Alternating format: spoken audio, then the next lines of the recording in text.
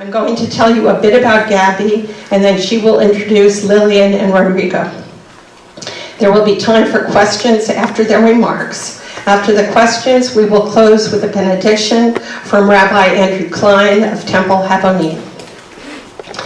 Gabriela Domenzain is a national immigration activist and led Rhode Island's Free Lillian campaign. She was the deputy campaign manager for former Governor Martin O'Malley's presidential campaign and served as the immigration spokesperson for President Obama's reelection campaign. She previously worked for the Congressional Hispanic Caucus and Univision National Network.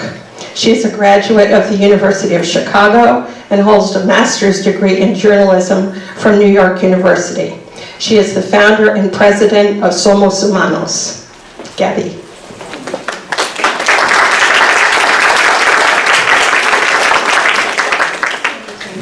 Thank you very much.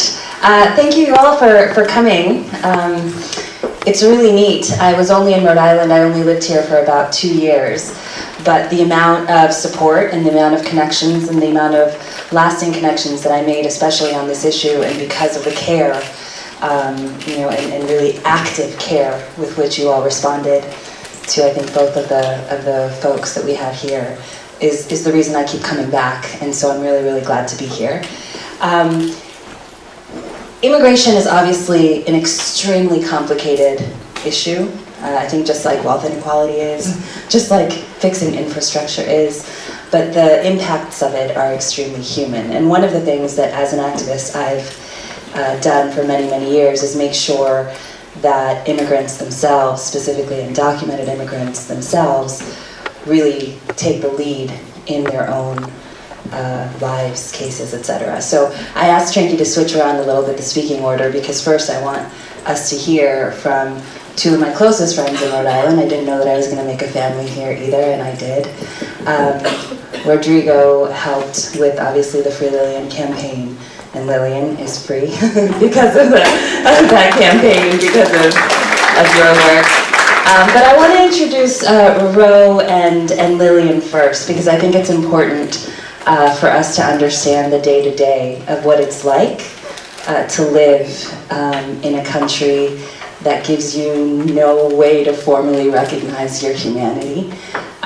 It's affecting young people, it's affecting old people, and we have two extremely powerful cases of what it's like to fight to win, and the Rhode Islanders. So first I want to start off with Ro, who I met on my first day here in Rhode Island, right before I was going to do media, when President Trump said that he was going to cancel the Deferred Action for Childhood Arrivals program, and I went to the station, and there were these curls running around, and I was like, what is this? Who is this? And Ro is a dreamer in this state. They'll explain what that is and how they grew up and what their life has been for you guys.